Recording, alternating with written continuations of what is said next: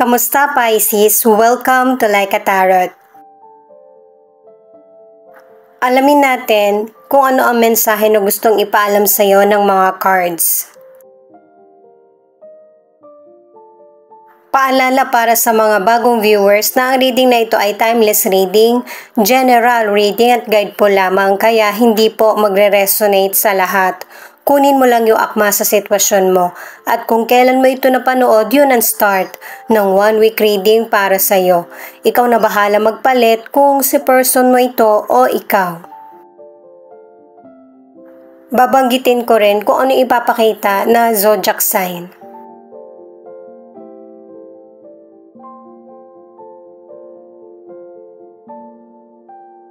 The Devil, pangkalahatan nito na zodiac sign. Ibig sabihin nito ay merong person or family member na nahihirapan kang makontrol. Kumbaga, hindi siya nakikinig sa mga sinasabi mo at saka meron siya mga maling nakagawian na nahihirapan din yung person na baguhin.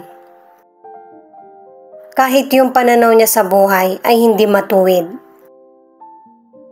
Itong 10 of Pentacles ay Virgo. Ibig sabihin nito na hindi lang yung sarili mo, family, career o negosyo ang pinoprotektahan mo kahit itong person na ito. Kasi pinapakita mo sa kapwa mo na maayos yung estado ng pamilya mo or buhay mo. Hindi ka rin kasi nawawalan ng pag-asa na magbabago pa itong person. Kaya sinisikap mong patatagin yung family or relasyon. Sa career, ang ilan sa inyo may mga sitwasyon na nahihirapan kang makontrol. Kasi syempre, iba-iba na yung nakakasalamuha mo sa trabaho man or negosyo. Kahit ganito yung sitwasyon, mas binibigyan mo na importansya yung pangangailangan mo para sa family or sa sarili. Itong damon ay Pisces. Ang ibig sabihin, merong malapit sa iyo na nililinlang ka or may sikreto. Huwag mong pagdudahan yung mga pinapaniwalaan mo at saka huwag ka ring pahila sa negatibong dala ng iba. Positive yung energy mo kaya panatilihin mo ito. Hindi ikaw yung may problem kaya huwag kang masyadong mamroblema. Yung person ang mas mamroblema sa mga maling paniniwala or gawain. Kung papaano niya unti-unting baguhin yung sarili ba. Ang ilan sa inyo na nasa relationship, alam ng ibang tao kung ano yung nangyayari sa relationship niyo ng person mo. Pero, pinapanatili mo pa rin na matatag ito. Nakadalawang cards na para sa panlilinlang. Para sa ilang single, kilalanin yung potential person kasi may mga sitwasyon na hindi niya ipapaalam sa iyo. Itong 7 of Wands ay Leo. Hindi mo kailangan kontrolin ng iba kasi mas makokontrol mo yung sarili mo at saka yung sitwasyon. Huwag mo hayaan na sisihin ka ng iba sa mga bagay na hindi mo naman ginawa or harasin ka kasi hindi mo to deserve. Gamitin mo rin yung isip mo sa pagprotekta sa sarili. Lalo na't hindi lang person mo yung nakakaaway mo dito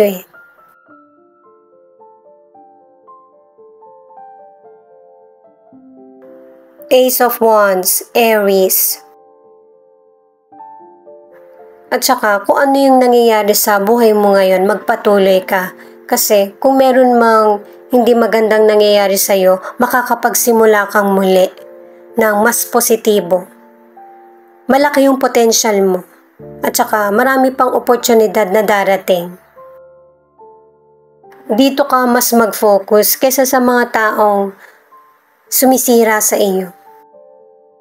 pinapalakas ng mga cards ang loob mo at mas piliin yung sitwasyon na mananalo ka. Sa financial, lalo na kung meron kang pinangakuan, kasunduan, or family, nagkakaroon ng argumento or problem sa money. At ang ilan sa inyo ang gagawin mong solusyon para masustain yung pangangailangan mo sa financial ay mag-a-abroad.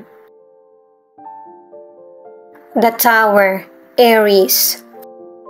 Pinapakita mong matatag ka pero sa totoo, sa kalooban mo, broken ka. Pero hindi habang buhay, itatago mo kung ano yung totoong feelings mo. Ang ilan sa inyo, meron kang masasabi o kaya magagalit ka. Pero meron ka ng solution sa problems mo. Ito yung magpapashock sa kapwa mo, sa person mo, na meron ka na palang mga plano. Kasi ito na yung time ng acceptance, learning, at saka yung mag-move forward ka sa buhay mo na kahit mag-isa ka lang or broken. Stressful itong changes na ito pero sobrang powerful. Para sa ilang single, confident ka na at saka meron kang bagong sisimulan na bagong relasyon or bagong pagkilala sa person. Hindi pa man kayo, may mga maririnig ka na tungkol dun sa person. Sa ilan na nasa relationship, kailangan yung makasabay ng person mo sa pagbabagong nangyayari sa relasyon na mas positibo. Itong Six of Pentacles ay Taurus. Ipinapakita ng card na ito na kung ano yung magandang nagawa mo sa kapwa mo ay yun din ang babalik sa iyo. May mapanlin lang na person, yun na yung hint mo. Kaya kailangan mong mag-ingat. Mas maigi na tumulong ka na lang or magbigay ng walang kapalit para hindi ka magdamdam. Yung tingin mong nararapat lang dun sa person, kung ano yung kaya mong maibigay. Itong Seven of Swords ay Aquarius. Nakatatlong cards ka na sa mapanlin lang pero this time, alam mo na itong person na to hindi talaga mapagkakatiwalaan. Cheater at saka yung bang alam mong delikado yung sitwasyon mo sa kanya. Kaya mas makakabote na ikat mo na lang yung connection sa ganitong person para yun na yung huli. Ang mangyayaring panlilin lang ay patungkol sa money. Kaya hanggat maaari, mag-ingat, lalo na sa kakilala at syempre sa hindi kilala. Sa kalusugan naman ay very positive na kung may sakit ka ngayon, magkakaroon ng healing. Pero syempre, kung ang ilan sa inyo meron ka ng nararamdaman, huwag mong dayain yung sarili mo. Magpatingin. Two of Pentacles, Capricorn. Itong card na ito ang nagsasabi na yung universe ay binibigyan ka ng mga magandang pagkakataon or blessings. Kasi maganda yung ginagawa mo sa buhay mo at saka sa kapwa. At saka, ang ilan sa inyo, nadodoble yung kita mo or meron kang dalawang pinagsasabay, pwedeng career o kaya negosyo. At saka sa kalusugan, ang ilan sa inyo, nag-iipon ka na para sa pag tumanda ka, meron kang magagastos bukod sa matatanggap mong tulong mula sa gobyerno. Para naman sa ilan, mag-ingat sa mga iniinom na gamot, lalo na kung naikitaan mo na hindi maganda yung epekto sa iyo. At hanggat maaari ay umiwas sa stress. Kasi ito yung nagiging dahilan kaya pabago-bago yung pakiramdam mo. Para naman sa ilang single, naka-4 na cards ka na mag-ingat sa potential person na hindi kanya magamit. Darating talaga ito sa bawat stages ng buhay mo, kaya huwag mo ibuhos lahat. Magtira ka ng respeto at pagmamahal sa sarili. Para sa ilan na nasa relationship, naka-4 na cards ka na para sa panlilinlang. Mas maigi na ang relasyon na binubuo ay mas happy at saka hindi stressful. Itong Lapidolite, naka-2 cards ka na yung guide mo. Magbibigay sa'yo ng mensahe gamit ang panaginip. Para magamit mo din yung talas ng kutob mo at mapunta ka sa tamang desisyon.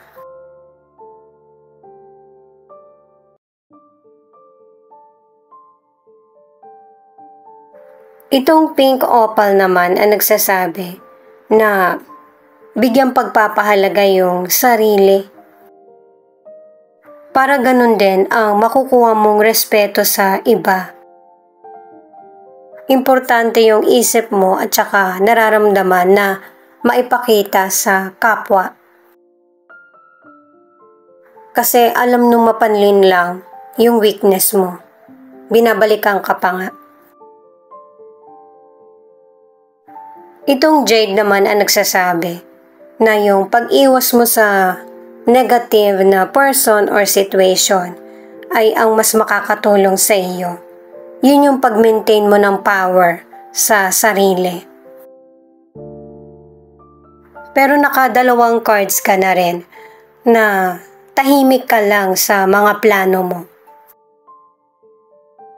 Or naiisip, isa din ito sa power na may hirapan yung person na masaktan ka kasi hindi niya alam kung ano yung mga pwedeng mangyari.